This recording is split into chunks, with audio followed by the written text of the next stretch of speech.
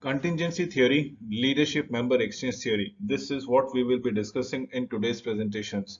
So let us proceed with the overview as what actually will be covered eh, today. The leader member exchange theory, popularly known not only for this particular presentation but all through the literature survey. If you can go around with LMX theory, it will be talking or depicting leader member exchange theory. LMX theory description will talk about it, the perspective, the point of view, the understanding, the early studies, the later studies, the upcoming studies as and when on basis, and the phases in the leadership making. So when basically we'll try to answer the question as how does this particular approach work.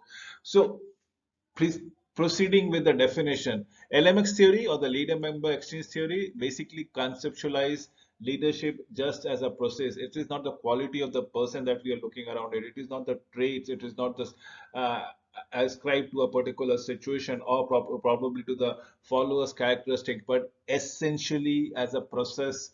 Leadership is conceptualized as a process that is centered among an interaction between the leaders and the followers. Thereby, some theories focuses on the leaders, but other theories focuses on the followers and the context behind it. So theories on leaders would be all about trait approach, skills approach, and the style approach, as the case might be. This is what we are looking forward to. Other theories focuses on the followers, as in the context, the situational leadership, the contingency theory, and the path goal theory, the PGT theory, as been telling it out. So yes, it is the two opposite continuum purposes, the two characters, the two personalities, the two members, the two distinct features is of all about the leaders and the followers, and we are going to look at their approaches of their leadership of the thing. And in these two dynamics, two characters of leaders and members, there is also the third character, which is primarily the environment that we are talking around here. Yes, the dimensions of the leadership.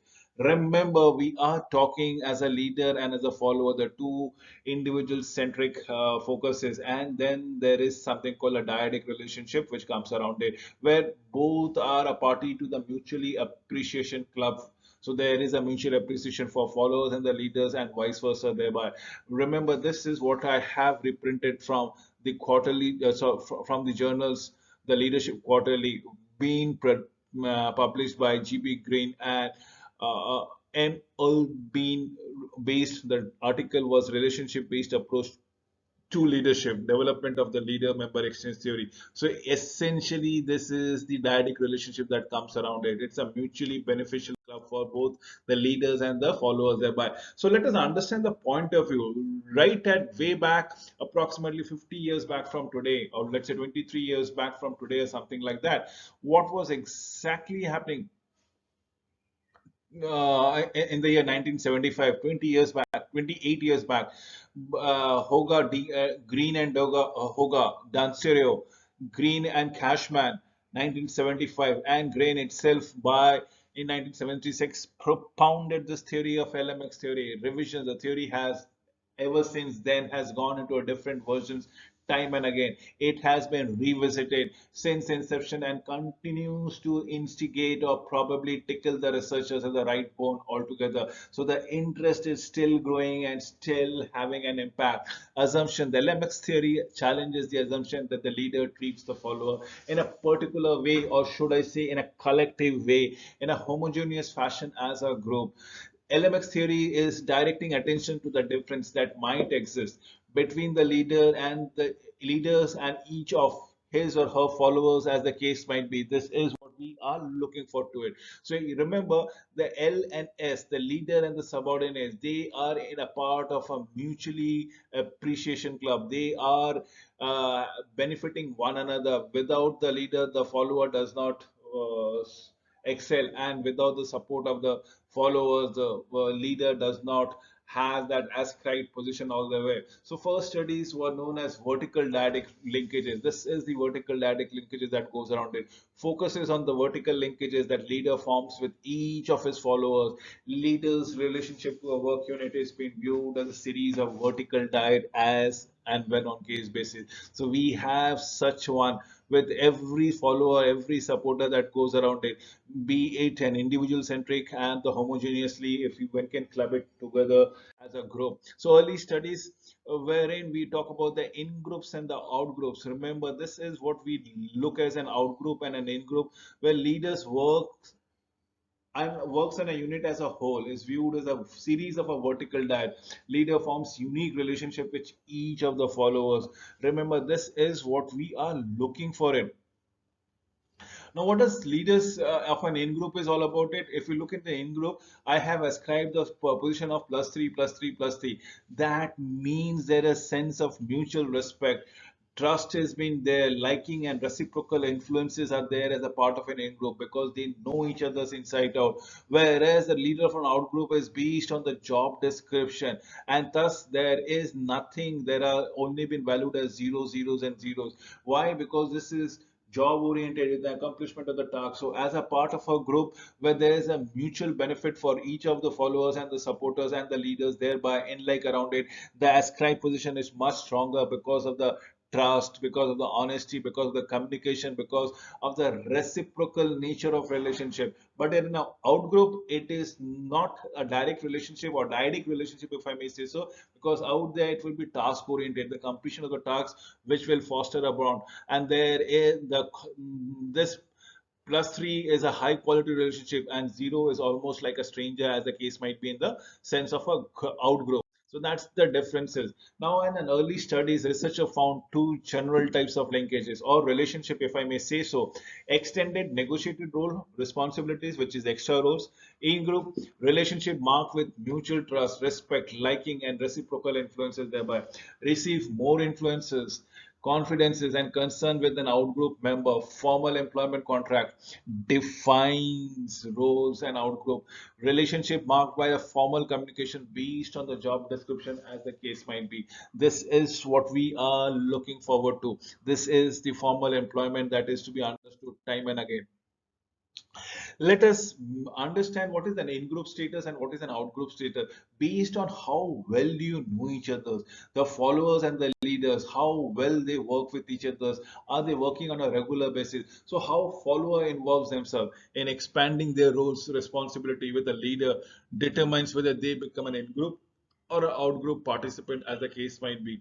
Becomes a part of the in-group involves followers negotiation in performing activities beyond the job description, beyond what is there, what is prescribed. Then that is where you are forming a sense of camaraderie, a sense of bonding, a sense of trust, which actually makes them linked to one another and the bond gets stronger and stronger. So yes, how the followers involve themselves in that role and responsibility, with leader determining what, whether they become a part of the group or they are being excluded in the group. So becoming a part of the group is all about negotiations of performing activities beyond what is been prescribed. Let us understand the in-group and out-group in a sense. See, leader as per this particular pic has been shown, the followers are a part of the group. So leaders are part of the group, whereas it's an out-group. The leaders are not the part of an out-group. Out-group. They are essentially a formation of the in-group. So in-group is more information, more influences, more confidence, more concern for the leaders, from the leaders, for the leaders. It is they are going hand in hand, both the followers and the leaders. They are more dependable, they are more highly involved, they communicate with the outgroup. On the other hand, the outgroup is less compatible with the leader, usually just comes to the work, does the job, and goes home. So they are very task oriented and nothing in between. So later studies of Gruen Ulben in 1995, initial research primarily addresses the differences between the in-group and the out-group. Later researchers addresses how LMX theory was related to the effectiveness of the organization. The organization performance is solely depend upon how the camaraderie and what the culture of the organization is all about. Later researchers focuses on the leaders, on the followers, on the group dynamics, and in short about the organization. Did I mention organization culture? Yes, that is which has been cultivated by the leader exchange, member exchange theories. These are the positive outcomes, mind you, for all the stakeholders, be it the leaders, the followers, the groups, the organization in general. The latest studies in 1995 of Grind and Ulben say that high quality LMX exchange result from less attrition.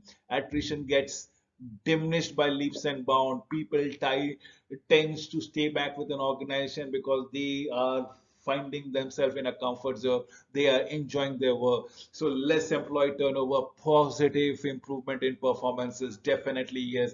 There are sequences of promotion, the things are going and the organization is vibrant enough. So there are people being promoted, avenues being created, and money has been flown in, greater organizational commitment, more desirable work assignment as the case might be. This is what we are actually going doing good, better job attitudes, more attention and support from the leaders, greater participation, and definitive succession planning, a faster growth, and they can see a visible change in their lifestyle, in their professional development, in their prestige, and in their ego state. And this is what been studied as a later part in way back approximately 27 years from today, in 1995, where it is all about high quality LMX exchanges was consisting of.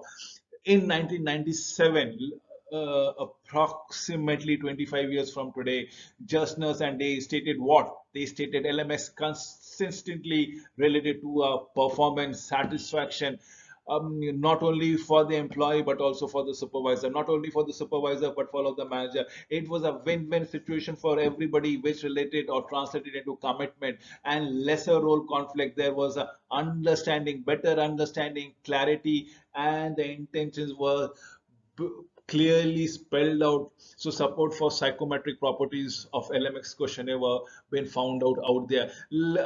Approximately 15 years from today, in 2007, Elias Narang and Morkson stated that the meta-analysis is always researches on data, on the secondary data and not on the primary base. About 51 research studies. So 51 research studies been already been based on the primary data. And when you study those 51 research analyses and come up with certain conclusion, that is the research on the primary data is what we are talking about. So every time meta-analysis comes across, it is the secondary data that we are analyzing. It states the positive relationship between LMX quality, citizenship behavior, essentially OCB, organizational citizenship behavior. It is the employee behavior that we are talking about. It discretionary employee that goes beyond the prescribed road, beyond the job description, and probably the reward system that comes around it. Yes, this is what has been stated around it. Graham and Ulben earlier stated that the prescriptive approaches of leadership that emphasizes that leaders are the sole driver of the LMX theory, with all his followers other than just a few. So it is the onus on the leader is of primary importance, of a greater importance, because they are going to instill the sense of the success of leader member exchange theories. Also all about it. Three phases: the stranger phase, when both of them, when I say both, the leaders and the followers are not aware of each other. Then the acquaintance phases, when they befriend each other, they understand the working with each other. And mature partnership stage, where they can see inside out about the other person. The transparency is clear, and as in the leaders might start a sentence, the follower might end the sentences completely, and vice versa. So they work for the mutual benefit.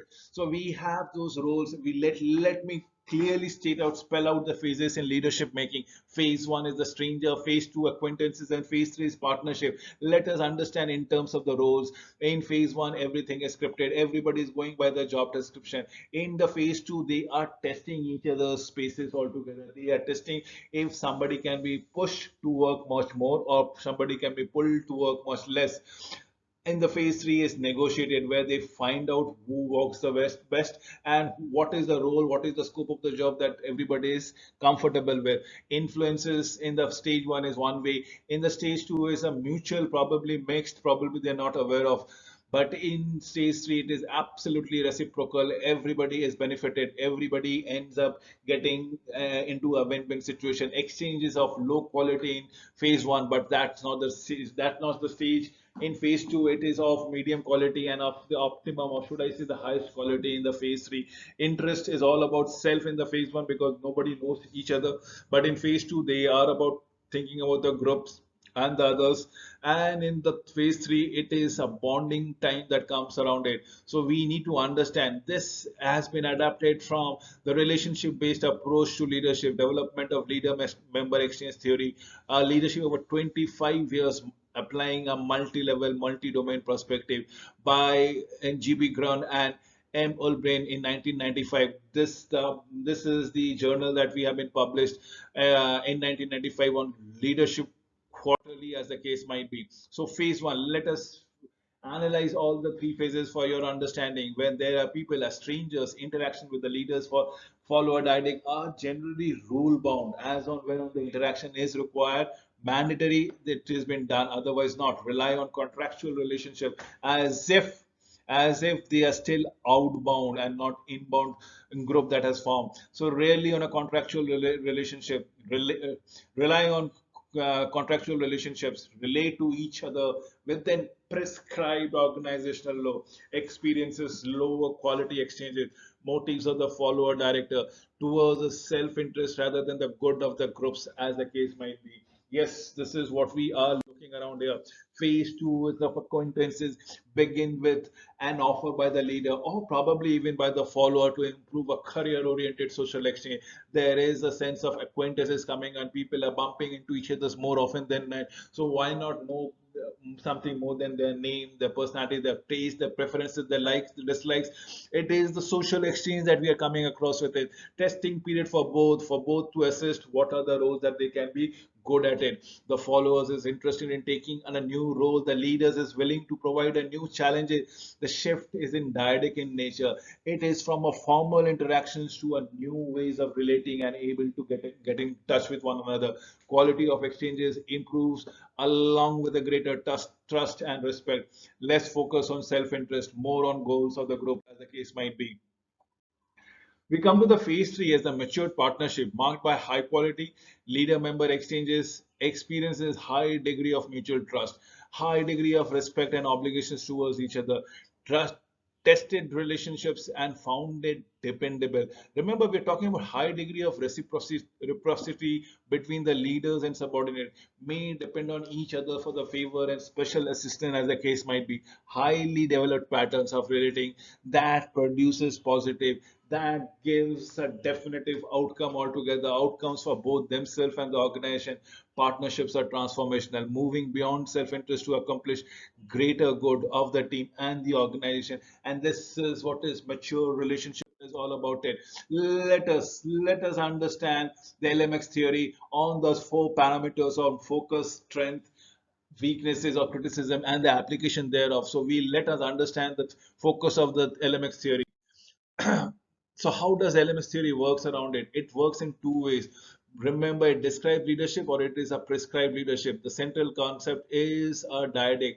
Descriptive leadership or prescriptive leadership. Let us begin with descriptively. It suggests that it is important to recognize the existence of in-group and outgroup within the organization. So there are certain groups which are essential to the core of the organization, workings of the organization. They are proactive in the organization, and then there are outgroups who are just there for the sake of doing and probably more interested in the work and nothing beyond it. So we form an in-group and out-group within an organization. Significant differences in how our goals are accomplished using in-groups versus out-group. Relevance differences in an in-groups versus out-group behavior, as the case might be.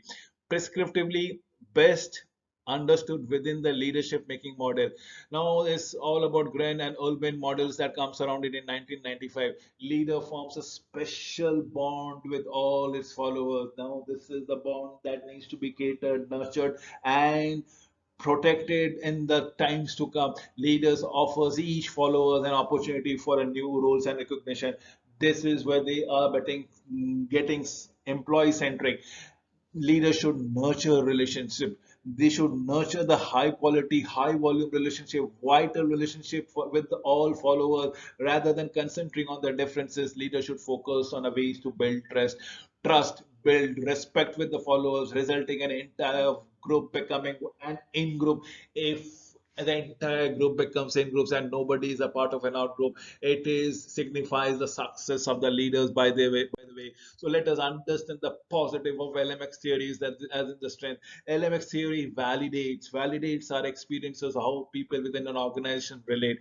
That an organization comprises of people where someone are high performers, some are a mediocre performer, some just piggyback on somebody else's performer, and a non-performer altogether. It is akin to the theory of engaged employees and disengaged employees and actively disengaged employees that is going around it. So yes, LMX theory is only the leadership approach that makes dyadic relationship the centerpiece of leadership process essentially. So yes, we talk about LMX theory, which provides the impetus for the communication, which provides the requirement for communication, and understands or undervalues that communication can never be compromised. In fact, communication is a central thing which can through which we can build trust and effectiveness, build habits, and probably confidence in our employees, in our team building formation. Solid research foundation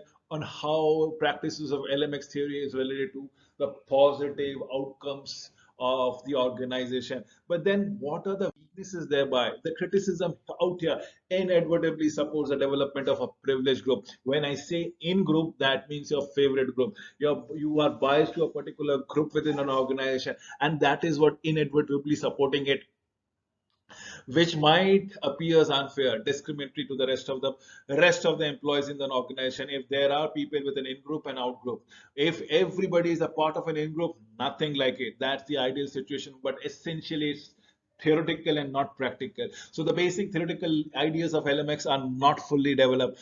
How are a high quality leader member exchange created? Very difficult to go around it, to ensure that every person in the organization is a part of an in group. What are the means to achieve building trust, respect, and obligation, and essentially what are the guidelines? Because of the various skills and the level of analysis, measurement of leader member exchange is been questioned, is been done again and again as the cases might be. Let us understand the application.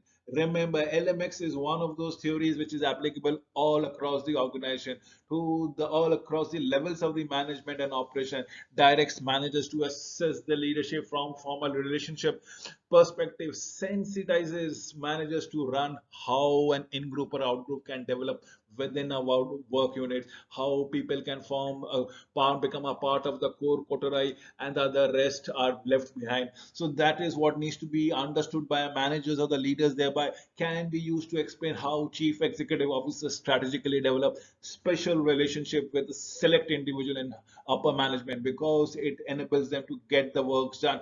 Can be used to explain how individual creates leadership network at a various levels throughout an organization. Can be applied in a different types of organization, be it volunteer, be it business, be it education, be it government setting, be it non-profit, you name it and we have it. And that is what the beauty of leader member exchange theory is all about it. With this, I come to an end of this presentation. I'm sure everybody have understood what exactly need every time encounters a term called LMX theory. Yes, with this, we wind up, sign off. Thank you once again.